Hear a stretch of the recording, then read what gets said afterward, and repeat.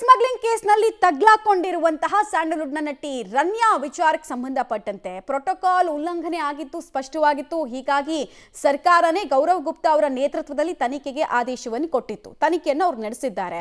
ತನಿಖೆಗೆ ರಾಮಚಂದ್ರ ರಾವ್ ಅವರು ಯಾವ ರೀತಿ ಉತ್ತರ ಕೊಟ್ಟಿದ್ದಾರೆ ಅನ್ನೋ ರಿಪೋರ್ಟ್ ಅನ್ನು ಕೂಡ ನಾವು ನಿಮಗೆ ಹೇಳ್ತಾ ಹೋಗ್ತೀವಿ, ಮಾಹಿತಿ ಕೂಡ ಕೊಡ್ತಾ ಹೋಗ್ತೀವಿ. ರಾಮಚಂದ್ರ ರಾವ್ ವಿಚಾರಣೆಯನ್ನ ಗೌರವ್ ಗುಪ್ತಾ ಅವರು ನಡೆಸಿದ್ರು. ವಿಚಾರಣೆ ವೇಳೆ ಏನನ್ನೂ ಹೇಳದೆ ಜಸ್ಟ್ ಐ ಡೋಂಟ್ ನೋ, ಅಂದರೆ ನನಗೆ ಗೊತ್ತಿಲ್ಲ ಅನ್ನೋ ಉತ್ತರವನ್ನು ಕೊಟ್ಟಿದ್ದಾರಂತೆ. ಎಲ್ಲ ಪ್ರಶ್ನೆಗಳಿಗೂ ನನಗೆ ಗೊತ್ತಿಲ್ಲ ಅನ್ನೋದನ್ನ ಉರು ಹೊಡೆದಿದ್ದಾರೆ. ವಿಚಾರಣೆ ವೇಳೆ ಏನನ್ನೂ ಹೇಳಿಲ್ಲ ಅವರು. IPS ಅಧಿಕಾರಿ ಉತ್ತರಕ್ಕೆ ಸಾಕ್ಷಿ ಸಮೇತ ವಿಚಾರಣೆಯನ್ನು ನಡೆಸಿ ವರದಿಯನ್ನು ಕೊಟ್ಟಿದ್ದಾರಂತೆ.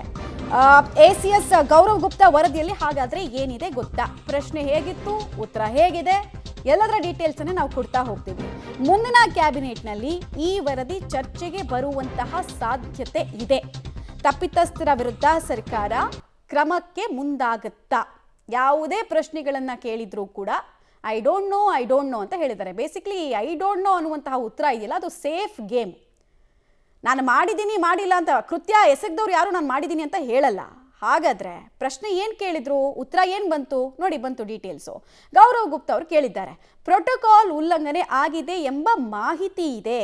ಪ್ರಶ್ನೆ ನೋಡ್ಕೊಳ್ಳಿ, ಪ್ರೋಟೋಕಾಲ್ ಉಲ್ಲಂಘನೆ ಆಗಿದೆ ಎಂಬ ಮಾಹಿತಿ ಇದೆ ಅನ್ನೋದು ಗೌರವ್ ಗುಪ್ತಾ ಅವ್ರ ಪ್ರಶ್ನೆ.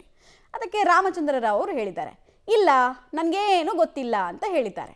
ನಾನು ಮಾಡಿಲ್ಲ, ತಪ್ಪಾಗಿಲ್ಲ ಅಂತ ಹೇಳಿದ್ರೆ ಅವ್ರು ತಗ್ಲಾಕೊಳ್ತಾರೆ. ಬಟ್ ಅವ್ರು ಸೇಫಾಗಿ ಇಲ್ಲಿ ಮೂವ್ ಮಾಡಿದ್ದಾರೆ ಪಾನ್ನ. ನೆಕ್ಸ್ಟ್ ಪ್ರಶ್ನೆ, ನಿಮ್ಮ ಕಾರು ಏರ್ಪೋರ್ಟಿಗೆ ಹೋಗಿದೆ, CCTV ಇದೆ ಅಂತ ಗೌರವ್ ಗುಪ್ತಾ ಅವರು ಪ್ರಶ್ನೆಯನ್ನು ಕೇಳಿದ್ದಾರೆ.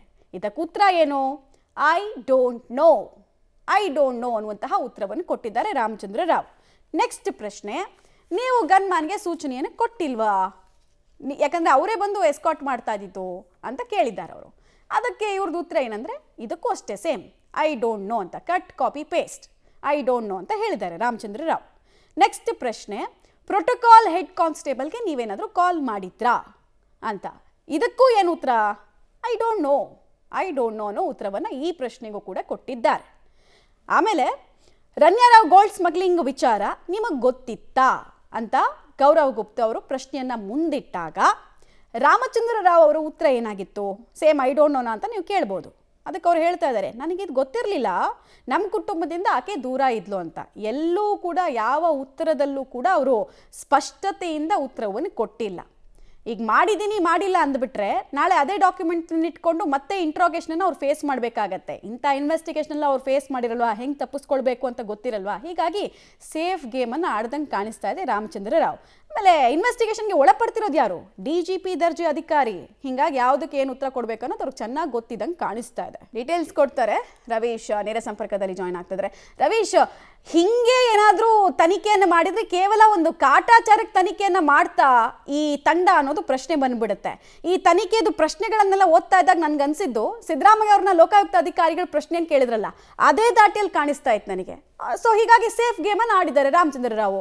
ಖಂಡಿತವಾಗಿ ಕೂಡ ಒಬ್ಬ IPS ಅಧಿಕಾರಿ ಎಷ್ಟು ಕೇಸ್ಗಳನ್ನ ಹ್ಯಾಂಡಲ್ ಮಾಡಿಲ್ಲ. ಹಾಗಾಗಿ ಅವರೇ ಆ ಸ್ಥಾನದಲ್ಲಿ ನಿಂತಹ ಸಂದರ್ಭದಲ್ಲಿ ಹೇಗೆ ಆನ್ಸರ್ ಕೊಡಬೇಕು ಅನ್ನೋದು ಕೂಡ ಅವ್ರಿಗೆ ಚೆನ್ನಾಗಿ ಗೊತ್ತಿರುತ್ತೆ.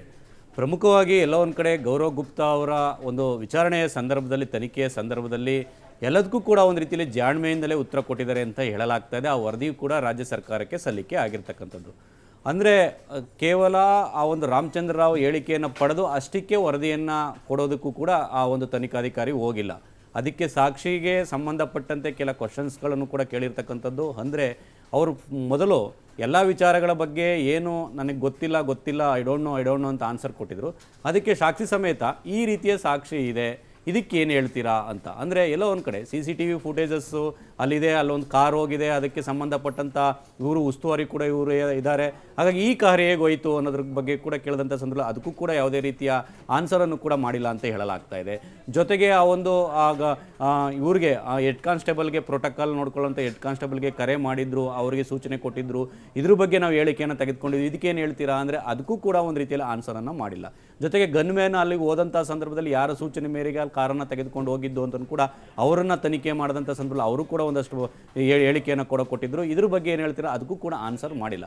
ಆದರೆ ಪ್ರಮುಖ ಪ್ರಮುಖವಾಗಿ ರನ್ಯಾ ರಾವ್ ಜೊತೆ ನಾವು ನಮ್ಮ ಕುಟುಂಬ ಸಂಪರ್ಕವನ್ನು ಕಡಿದುಕೊಂಡಿತ್ತು, ಸಂಪರ್ಕದಲ್ಲಿ ಇರಲಿಲ್ಲ, ಆದರೆ ಈ ಗೋಲ್ಡ್ ಸ್ಮಗ್ಲಿಂಗ್ ಬಗ್ಗೆ ನಮಗೆ ಗೊತ್ತಿಲ್ಲ ಅನ್ನೋ ವಿಚಾರಗಳನ್ನಷ್ಟೇ ಹೇಳೋದ್ರ ಮೂಲಕ ಇನ್ನೆಲ್ಲದಕ್ಕೂ ಕೂಡ ಒಂದು ರೀತಿಯಲ್ಲಿ ಐ ಡೋಂಟ್ ನೋ ಆನ್ಸರ್ ಕೂಡ ಕೊಟ್ಟಿರ್ತಕ್ಕಂಥದ್ದು. ಆದರೆ ಕ್ರಮಕ್ಕೆ ಒಂದು ರೀತಿಯಲ್ಲಿ ಶಿಫಾರಸನ್ನು ಮಾಡಿ ಆ ಒಂದು ವರದಿಯನ್ನು ಕೂಡ ಗೌರವ್ ಗುಪ್ತಾ ಅವರು ಕೊಟ್ಟಿದ್ದಾರೆ. ಆ ಗೌರವ್ ಗುಪ್ತಾ ವರದಿಯನ್ನು ರಾಜ್ಯ ಸರ್ಕಾರ ಏನು ಮಾಡುತ್ತೆ, ಆ ವರದಿಯನ್ನು ಇಟ್ಕೊಂಡು ಕ್ರಮಕ್ಕೆ ಮುಂದಾಗುತ್ತಾ ಅಥವಾ ಒಂದು ರೀತಿಯಲ್ಲಿ ವಿಳಂಬ ಮಾಡುತ್ತಾ ಅನ್ನೋದು ಕೂಡ ಕಾದು ನೋಡಬೇಕು ಮಮತಾ. ಈ ವರದಿಯ ಹಣೆ ಬರಹ ಏನಾಗುತ್ತೆ ಅನ್ನೋ ಪ್ರಶ್ನೆಗೆ ಈ ಕ್ಯಾಬಿನೆಟ್ನಲ್ಲಿ ಏನಾದರೂ ಈ ವಿಚಾರ ಚರ್ಚೆಗೆ ಬರೋ ಸಾಧ್ಯತೆ ಇದೆಯಾ? ಮತ್ತೆ ಗೃಹ ಇಲಾಖೆದು ಕೂಡ ದೊಡ್ಡ ಹೊಣೆಗಾರಿಕೆ ಆಗುತ್ತಲ್ವ ರವೀಶ್ ಇದರಲ್ಲಿ? ಖಂಡಿತವಾಗಿಯೂ ಕೂಡ, ಯಾಕೆಂದರೆ ಆ ಒಂದು ಕೇಸ್ ಆದಂಥ ಸಂದರ್ಭದಲ್ಲೂ ಕೂಡ ಎಲ್ಲೋ ಒಂದು ಕಡೆ ಇಬ್ಬರು ಸಚಿವರು ಇದ್ದಾರೆ ಅನ್ನೋದ್ರ ಬಗ್ಗೆ ಕೂಡ ದೊಡ್ಡ ಮಟ್ಟದ ಆರೋಪವನ್ನು BJP ಮಾಡಿತ್ತು. ಹಾಗಾಗಿ ಗೃಹ ಇಲಾಖೆಯ ಮೇಲೆ ಸಾಕಷ್ಟು ಒಂದು ರೀತಿಯಲ್ಲಿ ಅನುಮಾನ ಮತ್ತು ಅವರು ಸರಿಯಾಗಿ ಕಾರ್ಯನಿರ್ವಹಿಸ್ತಾ ಇಲ್ಲ ಅಂತಲೂ ಕೂಡ ಆರೋಪಗಳನ್ನು ಸದನದಲ್ಲೂ ಕೂಡ ಮಾಡಿದರು.